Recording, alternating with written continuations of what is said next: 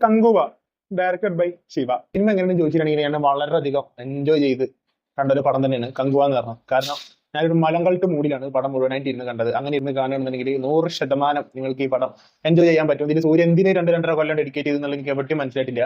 ഇപ്പൊ body transformation ആണ് നിങ്ങൾ പറയാൻ ഉദ്ദേശിക്കുന്നുണ്ടെങ്കിൽ ബോഡി സൂര്യക്ക് അല്ലെങ്കിൽ ഉള്ളതാണ്. സൂര്യ ഭയങ്കരമായിട്ട് ഫിറ്റ്നസ് ഏത് സിനിമ ഉണ്ടെങ്കിലും ഇല്ലെങ്കിലൊക്കെ നോക്കുന്ന വ്യക്തിയാണ്. അപ്പൊ ഇതിൽ എന്ത് കോപ്പിനാണ് 2-2.5 കൊല്ലം എടുത്തത് എന്നുള്ളത് അത് വലിയൊരു സ്റ്റോറിയാണ്. പിന്നെ സിനിമ ഒരു ഒരു ഒരു ഒരു ഒരു എന്താണ് അവർ ഉദ്ദേശിച്ചത് എന്നുള്ളത് മനസ്സിലായിട്ടില്ല. അതുകൊണ്ട് എനിക്ക് ഇത് സിനിമ ഇങ്ങനെ തുടങ്ങി ഇങ്ങനെ കങ്കുവ ടൈറ്റിലൊക്കെ എഴുതി കാണിച്ചു, അതൊക്കെ അടിപൊളിയായിരുന്നു.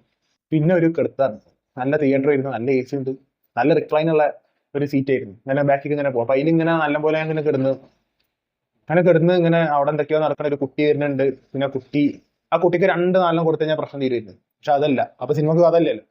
അപ്പൊ അങ്ങനെ സിനിമ ഇങ്ങനെ മുന്നേക്ക് പോകുന്നു. സിനിമ എന്താണ് ഉദ്ദേശിച്ചത് ഡയറക്ടറിനും അറിയില്ല, എനിക്കും അറിയില്ല, സൂര്യക്ക് അറിയില്ല, ആർക്കും അറിയില്ല. പിന്നെ ഇതിൽ ദിശ പട്ടാനി ഒരു കാര്യമില്ലാതെ വന്നിട്ടുണ്ട്. അവൾ എന്തിനാ അവിടെ വന്ന, അവൾ ആര്, എന്ത് മിസ്റ്ററി അന്ന് നമുക്ക്. പിന്നെ യോഗി ബാബു ഉണ്ട്, ഒരു കാര്യമില്ല. മിക്ക സമയത്ത് യോഗി ബാബു വരുമ്പോൾ ഒരു കാര്യം ഉണ്ടാവില്ല, ഇതിനൊരു കാര്യമില്ല. പിന്നെ സൂര്യ, പിന്നെ കങ്കുവ തന്നെ. അങ്ങനെ സൂര്യ കങ്കു 2 ഡബിൾ റോളാണ്. ഒന്ന് ഫ്രാൻസിസ് എന്ന് പറഞ്ഞ ക്യാരക്ടറും ഒന്ന് കങ്കുവ എന്ന് പറഞ്ഞ ക്യാരക്ടറും. കങ്കുവ എന്ന് പറഞ്ഞ ക്യാരക്ടർ ചീറുക, ഇങ്ങനെ കിടന്ന് അലറ, ഇങ്ങനെ കിടന്നിട്ട് ഇങ്ങനെ ഒരു സുഖം പൊറുതി തരാതെ ഇങ്ങനെ മെല്ലനെ സംസാരിക്കേണ്ട കാര്യം വെച്ചിട്ട് സംസാരിക്കും, അങ്ങനെ ഒരു ക്യാരക്ടർ. പിന്നെ ബോബി ഡിയോളിലെ എൻട്രിയും കാര്യങ്ങളും മറ്റേ ഫേഷ്യൽ എക്സ്പ്രഷൻസ് ഒക്കെ അടിപൊളിയായിരുന്നു. പിന്നെ ലാസ്റ്റ് ഒരു കോന്തന്മാരെ പോലെ ചാവും ബോബി ഡിയോള്. പിന്നെ ഈ സിനിമയിൽ ഒരു എന്താ പറയാ, ഇവണ്ട് മറ്റേ ഒരു ക്യാമറ റോൾ ഉണ്ട്, ആരാന്ന് ഞാൻ പറഞ്ഞില്ല. അവന് പല്ലി പോലെ, എന്താടാ അത്, ഓരോ ക്യാരക്ടേഴ്സിനെ കൊണ്ടുവന്ന് വെച്ചിട്ട്.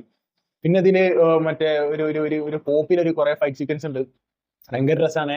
അയ്യോ, ഇതില് എന്തിനാണ് അടി നടക്കുന്നത് എന്നുള്ളത് നമുക്ക് കൃത്യമായിട്ടാണ് മനസ്സിലാവില്ല. പിന്നെ സൂര്യ എന്താണ് രണ്ടാമത്തെ ക്യാരക്ടർ ഫ്രാൻസിസ് എന്ന് പറഞ്ഞ ക്യാരക്ടർ എന്താണ് പൊട്ടം കടിച്ച മാതിരി ഇങ്ങനെ നടക്കുന്നത്, അത് എനിക്ക് മനസ്സിലായിട്ടില്ല. പിന്നെ ഒരു കുട്ടിയുണ്ട്, ആ കുട്ടി ഒരു തീരെ ആക്ടിങ് പോലെ. പിന്നെ കുട്ടി ആയതുകൊണ്ട് ഞാൻ അതിന്റെ കുട്ടിയെ എടുത്ത് പറയാത്താണ്. പക്ഷെ കുട്ടി ലാസ്റ്റ് ഒരു ചിരിയുണ്ട്.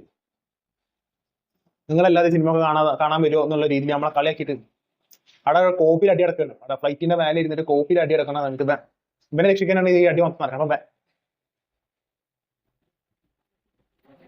ഇത് എന്താണ്, ഇത് ക്യാമറന്റെ ബാക്കിൽ ഇരുന്ന ആളെ പ്രശ്നമാണോ? അത് സൂര്യ ഇതിന് ശരിക്കും എന്തിനു ഡേറ്റ് കൊടുക്കുന്നു മനസ്സിലായിട്ടില്ല. ഇതിന് കഥയെ തന്നെ ഒരു പുതുമയില്ല, ഒരു എന്താ പ്രശ്നം എന്ന് മനസ്സിലാവില്ല. അടി ഒരു ഇതിന്റെ ഇമോഷൻസ് കുറെ പാസണ്ടേ. ആ കുട്ടിയും വിനും കൂടെയുള്ള സ്നേഹം കണ്ട് കാണുമ്പോണ്ടല്ലേ, അതൊക്കെ വല്ല എന്റെ കയ്യിൽ കിട്ടണ ഞാൻ കൂട്ടിന്റെ ആണ്ടെല്ലാം പൊട്ടിച്ചിട്ട് നന്നാക്കിയിരുന്നു. അതിന് അപ്പൊ പിന്നെയും കൊഞ്ചിക്കും. ഓ Kanguva the lover, Kanguva the പാസം. എന്തിന് ഇങ്ങനെ ഒരു പടം, എന്തിനാണ് ആൾക്കാരെ ഇങ്ങോട്ട് ദ്രോഹിക്കുന്നത്? ചെറിയ ഹൈപ്പ്. പിന്നെ മ്യൂസിക് അടിപൊളിയായിരുന്നു, അത് പറയാതിരിക്കാൻ വയ്യ. കങ്കോവ ഇത് മാത്രമല്ല ഉള്ളത്, വേറെ മ്യൂസിക്കുകളുണ്ട്. ഇതിന്റെ സോങ്സും അത്യാവശ്യം കിടലിനായിരുന്നു. പിന്നെ ഇതന്നെ, പിന്നെ ബോബി ഡിയോളിന്റെ എൻട്രിയും ബോബി ഡിയോൾ ഇങ്ങോട്ട് വന്ന് കൊണ്ട് സെറ്റ് ആക്കിയിട്ട് നിർത്തുന്നു. കാരണം ബോബി ഡിയോള് അങ്ങനത്തെ ഒരു കട്ട വില്ലൻസം പിടിച്ചിട്ട് പിന്നെ അവസാനം ഒരു കോന്തമാരെ പോലെ ചാവും. പിന്നെ ഇപ്പൊ അവർക്ക് എന്താ, അയ്യോ കങ്കുവിനാർക്കും തൊടാൻ പറ്റൂല കേട്ടോ നല്ല രീതിയിലാണ് പടം പോണത്. പിന്നെ ഒരു പല്ലി പോലെ ഒറ്റ ഉണ്ടാക്കിയിട്ട് ഒരുത്തന്നെ ക്യാമറ റോളിൽ വരുന്നുണ്ട്. അത് ഞാൻ ആരാന്ന് ഞാൻ പറഞ്ഞില്ല. അപ്പൊ കങ്കുവ 2 ഒന്നുകൂടി ഉണ്ട്. ദേവര 2 വരികയാണെങ്കിൽ കങ്കുവ 2 വരും. എന്ത് നമുക്ക് പറ്റൂല എന്നുള്ള രീതിയിൽ ഇവരൊരു കാര്യമില്ലാതെ 2ാം ഭാഗത്തേക്ക് പോവുകയാണ്. ഇതൊക്കെ തന്നെ അവർ 2ാം ഭാഗത്തിലും നമുക്ക് പറയാൻ പറ്റില്ല. 2ാം ഭാഗത്തിൽ എന്താവും എന്നുള്ളത് പറയാൻ പറ്റില്ല.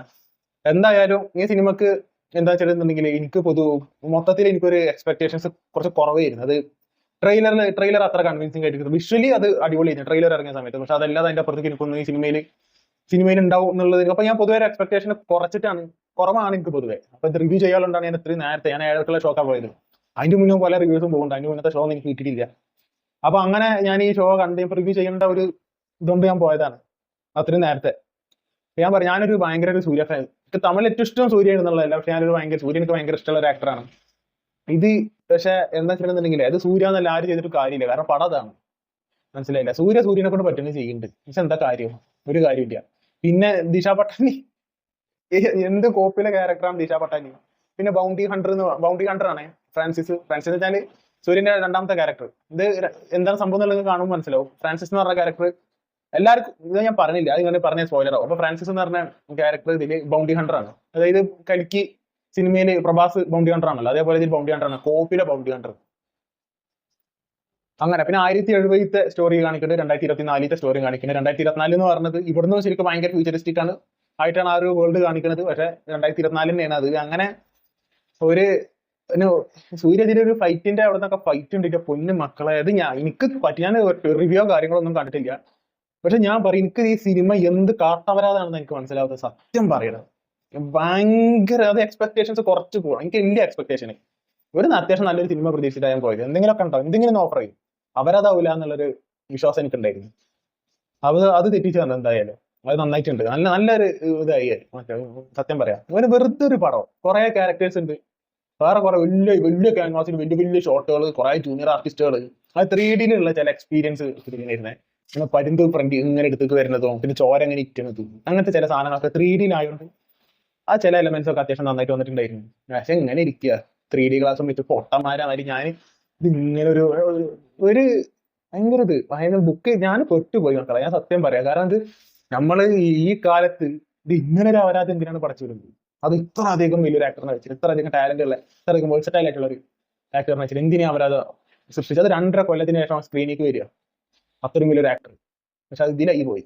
നമുക്ക് എന്തായാലും തിരിച്ചുവരവ് മാറ്റി വെക്കാം, കുറച്ച് കഴിഞ്ഞിട്ട് ആക്കാം തിരിച്ചുവരവ് എന്നുള്ളതാണ് എനിക്ക് പേഴ്സണലി സിനിമ കണ്ടു കഴിഞ്ഞപ്പോൾ തോന്നിയത്. ഈ സിനിമ ഒരൊറ്റ സെക്കൻഡ് പോലും എനിക്ക് ഇഷ്ടം, അങ്ങനെ പറയണ്ട, ഒറ്റ സെക്കൻഡ് ഞാൻ റൗണ്ടാക്കി പറഞ്ഞാണ്. ഇത് ചില ഞാൻ പറയാം 3D എക്സ്പീരിയൻസ് ആണെന്നുണ്ടെങ്കിലും 3D എക്സ്പീരിയൻസ് ചില സമയം ചില മൊമെന്റ്സിൽ ഇട്ടാ, അല്ലാതെ മൊത്തത്തിലല്ലേ, അയ്യോ മൊത്തത്തിലല്ല. പിന്നെ ഒരു സ്റ്റാർട്ടിങ്ങത്തെ കുറച്ച് സംഭവം ഉണ്ടായി, കങ്കുവാന്ന് എഴുതി കാണിക്കണൊക്കെ സംഭവമൊക്കെ ഉണ്ടായി, പിന്നെ കഥ പറച്ചിലൊക്കെ ഉണ്ടായിരുന്നു. അപ്പൊ എന്തോ സംഭവിക്കാൻ പോകുന്നുള്ളൊരു ഇതുണ്ടായിരുന്നു. പിന്നെ VFX ഒക്കെ കിട്ടുവാണ്, നല്ല രസമുണ്ട് VFX കാണാൻ. ഇങ്ങനെ നമ്മളിങ്ങനെ ഫോട്ടോ അങ്ങനെ വെട്ടിച്ചിട്ട് കപ്പലിൽ കൊണ്ട് വെച്ച് കഴിഞ്ഞിട്ടുണ്ടെങ്കിൽ ഇതിനേക്കാളും ബുദ്ധിയുണ്ടാവും VFX. അപ്പൊ അങ്ങനത്തെ മൊത്തത്തിൽ ഭയങ്കരമായിട്ട് കെഡ് പടം, ഭയങ്കര പടം, ഗംഭീര പടം, പെട്ടോ എന്ന് പറഞ്ഞിട്ട് കങ്കുവാന്റെ ഏതാണ്ട് കഴിഞ്ഞ് ഭയങ്കര സന്തോഷമുണ്ട് സിനിമ ഉണ്ട് കഴിഞ്ഞപ്പോൾ. അപ്പൊ നിങ്ങൾ സിനിമ കണ്ടിട്ടുള്ള ആൾക്കാരാണെന്നുണ്ടെങ്കിൽ താഴെ കമന്റ് ബോക്സിൽ പറയാം. Signing out.